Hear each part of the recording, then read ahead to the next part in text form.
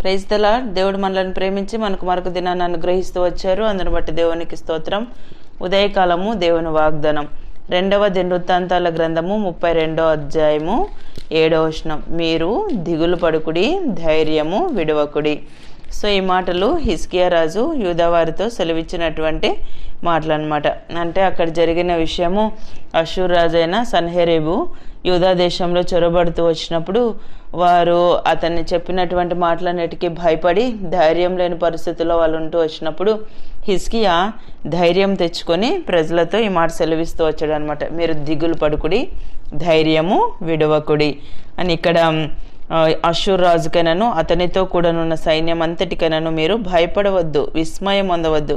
అతనికి కలిగి ఉన్న సహాయం కంటే ఎక్కువ సహాయము మనకు కలదు. మాంస సంబంధమైన బాహువే అతనికి అండ.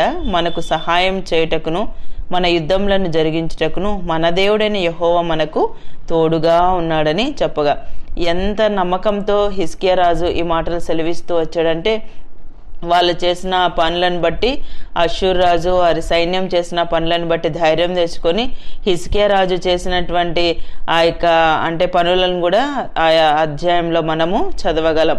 అంటే ప్రతి విషయంలో కూడా నాలో ఉన్న దేవుడు గొప్పవాడు, ఆయన నన్ను ధైర్యపరిచే దేవుడు, నన్ను విడవనటువంటి దేవుడు అని ఎరిగినటువంటి హిజ్కియా అన్ని విషయాల్లో కూడా దేవుని వైపు తను చూడగలుగుతూ వచ్చాడు. అందుకే మనము 31వ అధ్యాయం 21లో కూడా మనం చదివితే, తన దేవుని ఆశ్రయించుటకై దేవుని మందిర సేవ విషయం అందేమి, ధర్మశాస్త్ర విషయం అందేమి, ధర్మమంతటి విషయం అంది తాను ఆరంభించిన ప్రతి పని అతడు హృదయపూర్వకంగా జరిగించి వర్ధిల్లుతూ వచ్చాడు. అంటే దేవుడు ఏ విషయమైనా ఆయన చెయ్యగలడు అన్నటువంటి దృఢమైన సంకల్పము హిజ్కియా కలిగి ఉంటూ వచ్చాడు. సో తద్వారా తాను దేవుని మీద ఆధారపడుతూ వచ్చాడు కాబట్టి ప్రతి విషయంలో దేవుడు అతను వర్ధిల్ల చేస్తూ వచ్చాడు. అంతేకాకుండా తన యుద్ధ సమయాల్లో కూడా శత్రురాజులు దండెత్తి వచ్చినప్పటికీ కూడా ఎక్కువైన సహాయం హిజ్కియాకు అందినట్లుగా మనం దేవుని యొక్క వాక్యంలో చదువుతాం.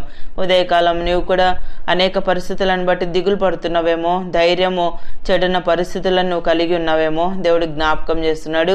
హిజ్కియాకు సహాయం చేసినటువంటి దేవుడు, యూదా ప్రజలకు సహాయం చేసినటువంటి దేవుడు, వారికి ధైర్యాన్ని ఇచ్చి బలపరిచినటువంటి దేవుడు ఉదయకాలం మన పరిస్థితుల్లో కూడా ఆయన మనల్ని బలపరిచి ధైర్యాన్ని అనుగ్రహించగలడు. ద్వితీయోపదేశకాండం 1వ అధ్యాయం 29వ వచనం చదివితే, దిగులు పడుకుడి, వారికి భయపడుకుడి. సో నువ్వు ఎవరికైనా కూడా మీరు దిగులు పడొద్దు, వారికి భయపడొద్దు. ఎందుకంటే మనలో ఉన్న దేవుడు గొప్పవాడు, ఆయన బలపరిచేటువంటి దేవుడు. మొదటి దినవృత్తాంతాల గ్రంథము 22వ అధ్యాయం 13వ వచనం చదివితే అక్కడ దావీదు సొలొమోనుకి ఈ విధంగా ఆజ్ఞాపిస్తూ వచ్చాడు అనమాట. ధైర్యం తెచ్చుకొని బలముగా ఉండుము, భయపడుకుము, దిగులు పడుకుము.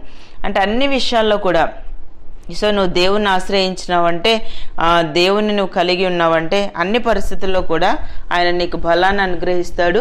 సో ధైర్యం తెచ్చుకొని బలముగా ఉండుము, భయపడుకుము, దిగులు పడుకుము. ప్రతి విషయంలో కూడా సహాయం చేసేటువంటి దేవుడు మనలో ఉన్నాడని దావీదు సొలొమోనుని ధైర్యపరిచినట్లుగా మనం మొదటి దినవృత్తాంతాల గ్రంథం 22వ అధ్యాయంలో చదవగలం అనమాట. అక్కడ అనేక విషయాలు సొలొమోనుకి దావీదు బయలుపరిచినట్టుగా మనం చదువుతాం. ఉదయకాలము మనల్ని బలపరిచే దేవుడు, ధైర్యం చెడిన పరిస్థితుల్లో ధైర్యం తెచ్చుకొని మనం సెలవిచ్చినటువంటి దేవుడు, భయపడుతున్న పరిస్థితుల్లో భయపడుకుము, దిగులు పడుకుము అని సెలవిస్తున్న దేవుడు, దిగులు పడుకుము నేను బలపడుతున్నాను మనం యెషయా గ్రంథం 41వ అధ్యాయంలో కూడా చదువుతాం.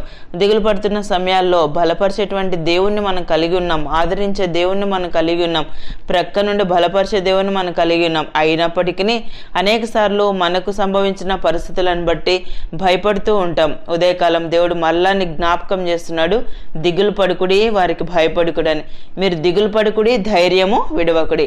ఎలాంటి పరిస్థితులు మన జీవితంలో సంభవించినా మనం దిగులు పడకూడదు, ధైర్యము విడవకూడదు. దేవుడు హిజ్కియాతో ఉన్న యూదా ప్రజలకు సహాయం చేసినటువంటి దేవుడు, మనం కూడా అదే దేవుని కలిగి ఉన్నాం. సో మనకి ఎక్కువైన సహాయం చేయటానికి మన దేవుడు మనలో ఉన్నాడు. ఆయన మన సహాయం చేయటగా మన చేతిని పట్టుకొని నడిపించే దేవుని మనం కలిగి ఉన్నాం.